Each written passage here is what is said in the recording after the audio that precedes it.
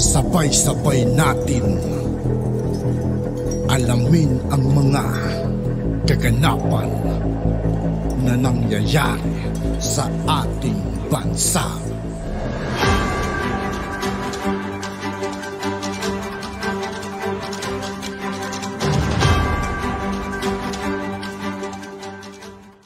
Yo, what's up mga kaibigan? This is I2K po again. Ngayon nandito naman ulit tayo sa channel ni News PH. Dito naman ulit tayo magbibigay ng komento at reaksyon. Kaya samahan nyo ako guys. Let's go! Pangulong Marcos nang siya muling bumalik din sa Hawaii ang nangyari sa kanila noong 1986. Para po doon sa mga kabataan o nakalimot na. Yan po sila dinala. Mula nang sila ay kuhanin sa Malacanang noong 1986. Yung People Power noong 1986, tandaan nyo yun? Kay Pangulong Ferdinand Marcos Sr. at yung kanyang buong pamilya na sinabing dadalhin sa Hawaii pero dinala sa Hawaii. Ayun. At nakabalik lang sila sa Pilipinas noong 1989 na. Nung mamatay na ang dating Pangulo, di ba, sa Hawaii. So mula noon, ngayon lang ulit nakabalik ng Hawaii kaya hindi mo masisi na iba ang naramdaman. Parang may balita nga para naiyak pa ang Pangulo. No? Dahil nga doon sa nakita niya yung mga tao, mga Pilipino na sumuporta sa kanila at nag-alaga sa kanila at nagmahal sa kanila noong mga panahong yun ng kadiliman. Kadiliman sa kanilang pamilya dahil inalis sila sa kapangyarihan sa Malacanang. 1986 po yun. Dadalhin sa Hawaii, dadalhin sa Hawaii. Yung Hawaii dun po sa Ilocos pero hindi sa Hawaii dinala sa Hawaii. Hanggang sa doon nga po nabawian ang buhay ang dating Pangulong Ferdinand Marcos Sr. So ito, ngayon lang po nagbalik at Pangulo na ulit. At nadatngan pa niya ron yung mga Pilipinong mga sumuporta sa kanila. At mainit pa rin ang pagsalubong sa kanya ng mga Pilipino diyan sa Hawaii. Ito, pakipakita ko nga sa inyo, ha? Yung kapag, yung pagdating niya doon sa Filipino community sa Hawaii. Naiyak yung mga loyalista, mga Marcos loyalist. Umalis sila doon, walang dalang damit. Kasi alam po ninyo, ganito yung more or less nangyari.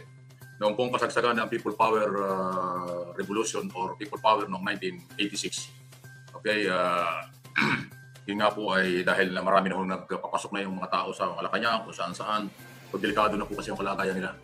Dahil nakontrol na po ng maraming mga tao, mamamayan ang mga kampo na hindi na kontrolado ng mga Marcos noon. So para maisalba sila sa mas delikadong sitwasyon kasi kung napasok ng sibilyan ang Malacanang at nandun pa ang pamilyang Marcos, mas delikado ang mangyayari. Kaya ang nangyayari sa kanila, inalis sila doon ng Estados Unidos.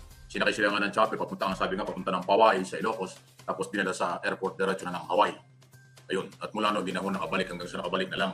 Wala na, patay na ang dating Pangulong Ferdinand Marcos Sr. At noon talaga walang biglaan kasi yung pag-alis sa kanila. Kasi nga, papunta lang sana ng Ilocos. Siyempre kung ano lang mga nadalang damit, hindi kompleto. Maaaring meron mga nadala pero kulang-kulang. Kaya nga yun, sabi ng Pangulo nung pagdating niya roon, dahil matagal, hindi naman nila kung siya makakabalik. Ayun, ang mga nagbibigay sa kanila ng tulong, damit at kung ano-ano, pagkalinga ay yung mga Pilipino dun sa Hawaii. At yung iba, buhay pa, nandyan pa. Yun nga, sinabi ng Pangulo ito, pinakilala ng Pangulo doon sa kanyang mga gabinete at kanyang kasamahan doon sa presidential table na itong matahang ito yung mga tumulong. So, sinariwa ng Pangulo. At first time po na makabalik si Pangulong Boang Marcos sa Hawaii, ngayon na siya ay Pangulo na ulit. Nung sila magpunta roon, sila yung Pangulo, pero tinanggal sila. Ngayon, nakabalik siya, sila ulit ang Pangulo. So, ayun po ang kasaysayan niya. Kaya makulay talaga. At maraming Pilipino sa Hawaii. Hindi lang Ilocano. Although maraming Ilocano sa Hawaii, balita ko talaga maraming Ilocano. Maraming mga taga. Ngayon ko lang alam mga kaibigan, marami palang Ilocano sa Hawaii. Ilocano rin ako mga kaibigan, pero dito ako sa Pilipinas. Northern Luzon at Central Luzon ang mga nasa Hawaii. At hindi lang siyempre lahat ng lahing Pilipino marami yan. Maraming Pilipino sa Hawaii. So yun po ang sitwasyon. Kaya sa mga kabataan hindi pa alam, yan ang dahilan kaya ako nasabi natin iba ang naramdaman ng Pangulo. May tuwa, may lungkot, lahat. At talagang kakaiba yung naranasan. Naisipin mo namang nung araw, alam nyo yung mga panahon yung kwento sa kanila. Walang pumapansin sa kanila.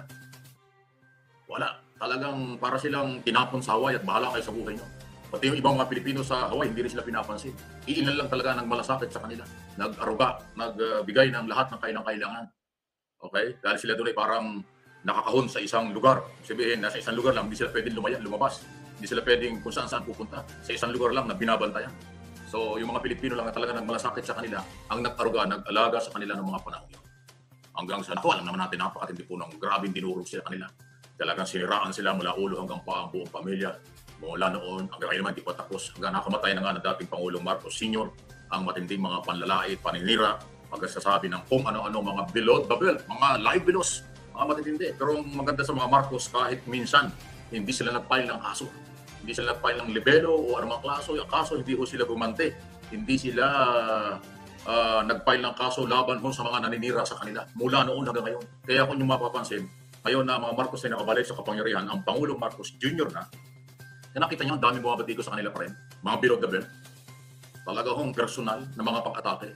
Kung ano-ano mga kawalan ng respeto bilang elected president, wala ng respeto sa kung ano-ano mga pinagsasasabi. Pero hindi nag-file ng demanda, di ba? Tanda nyo yung vlogger na babaeng taga nasa Amerika, di ba? Walang ginawa yun kung hindi personal ang atake, puro paninira. Wala namang ebidensya, puro paninira lang. Matutulog, pagka nanaginip ng batiko sa Marcos, kahit personal, kinabukasan, magbablog na. I-personalin na yung mga Marcos. Hindi niya kilala yung mga Marcos. Akala niya, yung kanyang ginagawang yun, magiging epektibo sa mga Marcos. Baka hindi ko alam kung tao na siya ng mga panahon yun. 1986 hanggang 1989, hanggang sa hindi lang, kailan lang, hindi nga tinitigilan ng mga Marcos, di ba? Hanggang noong karang eleksyon, kumbanatan, dekada, 35 years na binabanatan sila everyday, 24 hours, 7 days a week. Tinitira sila. Baliwala sa mga Marcos, hindi nila pinapansin kahit ano. Ngayon, yung mga bumabati ko sa mga Marcos, kasi hindi nga nila kilala si Marcos, akala nila pag binati ko si Marcos, papansinin sila. Katulad nga ng isang vlogger na babae dyan sa Amerika, walang ginawa. Bago matulog, paninira, pag-isip, paninira. Kung paano nabubuhay ito, paano. Si Maharlika kahit tinutukoy mga kaibigan doon. Bago matulog, paninira. Pag-isip, paninira pa rin. Walang positive. Akala naman niya, papansinin sila ng mga Marcos. Yan ang malaking pagkakamali. Dead ba sa mga Marcos ang ganyan? Alam ko yan. Kasi reporter ako 1987, after people power. Alam ko ang ginawa sa mga Marcos. Grabe ang panlalait, grabe ang mga personalan sa buong pamilya. Hinubara nila mula ulo hanggang paa, talikod, harap, talagang lahat ng kasamaan ibinintang nila. O ano nangyari ngayon? Lahat ng kaso halos dito sa Pilipinas, na-dismiss na sa Sandigang Bayan. Sa Amerika, iba dismiss din. O di ba? Pero hindi sila nag-file ni isang kaso na binalikan nila ang Pilipino. Hindi sila nag-file ng kaso na binalikan nila ang mga nanira sa kanila. Until now, yan ang prinsipyo nila, yan ang style nila. Kaya yung mga bumabati ko sa mga Marcos, useless yan. Walang kwenta yan. Kasi hindi nila kilala si Marcos. Akala nila, yung iba kasi dyan, yung banat ng banat sa mga Marcos, nagpapapansin. Naku, nagkakamali kayo. Hindi sila pumapansin sa ganyan. Manigas ka, bahala kayo. Dahil ang paniniwala ng mga Marcos, wala kaming ginawang masama sa inyo, wala kaming ginawang masamang dapat mo kaming ganyanin. Hindi sila gumaganti, hindi sila sumasagot. Yan ang tatak Marcos. O nakita mo, nakabalik na kapangyarihan, tapos kayo nagbalik ng Hawaii, nakita pa niyo yung mga tumulong sa kanila. O di para silang doon. Yun ang matindi, di ba? Yan. Kaya yung mga maging aral po ito, although yan ang negosyo ng iba, yan ang hanap buhay ng iba, manira, personal pa nga, kaya nakaka-insulto pa nga sa 31.5 milyong Pilipino kasi yung isang vlogger na, o may mga vlogger na kubumanat personal, hindi nga tinatawag ng presidente si Marcos. Si Pangulong Marcos hindi nga nire-respeto ang presidente kung ano mga pinagtatatawag ng mga salitang kanto. O hindi pa rin sila pinapansin. Kahit yan ay... Lalo na yung mga anti-Marcos mga kaibigan, kung makapagsalta sila sa ating Pangulo nawawalan sila ng respeto. Kahit pa tumalo niya sa aeroplano at mag-demand na siya pansinin ni Marcos, hindi pa pansinin ni Marcos. Ganyan ang mga Marcos. Halimbawa, merong sa galit mo sa Marcos o kung ano mang gusto sabihin kay Marcos, lahat ay ginawa mo na, hindi ka pinapansin. Kahit pa maghanap ka ng pinakamataas na building dyan sa LA at mag-demand kang tatalon ka pag hindi ka pinapansin ni Marcos, hindi ka papansin ni Marcos. Ganon.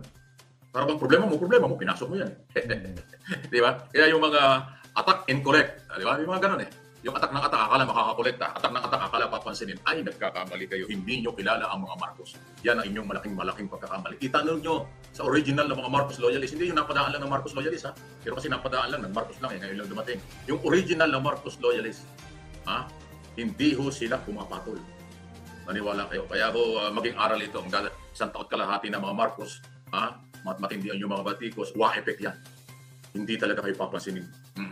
Kung kayo pinansin, dapat from day one pinansin na kayo dahil mayroong mga grupo social media kung bumatikos nung puro issue, sinabi niya puro issue nung hindi mapansin na personal na. Alam nyo, ang isang tao o kahit na anong organization, pag dati ang kanyang topic ay issue, hindi siya pinansin, maliwala, kaya nagsawa, tapos biglang na personal, wala na credibility yan. Kung doon nga sa issue, hindi ka pinatulan, doon pa kaya sa personal. Ganun kasimple yun. Kaya tataka naman ako sa mga Pilipino, bakit kayo naniniwala? Bakit yung tinatangkilik yung mga personal na atake? Anong inyong makukuha ron? Stress, depression. Yun lang. Wala kayong makukuha ang aral doon. Yung sinasabi niyong corruption dito, ganito. Puro verbal lang yun. Puro harassment, puro hearsay lang yun. Alam nila, wala silang dokumento, kaya hindi nila madala sa korte. Kaya hanggang salita na lang. Kaya kayo naman, mga followers, viewers niya, kayo nalilin lang kasi gamit na gamit kayo. Kayo po ay nalilin lang sa kanyang hanap buhay. Kumikita siya sa kanyang ginagawa. Pero kayo ang kawawa dahil kayo nililin lang. Pinapaniwala kayo sa kanyang bangungot, sa kanyang ilusyon, sa kanyang personal na atake. Dahil hindi niya nakuha ang kanyang kagustuhan. Baka may gusto siya sa gobyerno, baka may padreno siya sa gobyerno, o anumang gusto niya sa gobyerno, hindi niya nakuha, kaya bumabatikos na. Noong una, puro issue pa eh. Hindi ka pa maniwala, pero kahit na malabo, hindi ka pa rin maniwala. At yun nga po mga kaibigan, dito po nagtatapos ang ating reaction video. Muli ako po si I2K ng Sundalo ng Dunggalo at 811. Maraming salamat sa patuloy na pagsuporta. G, peace out.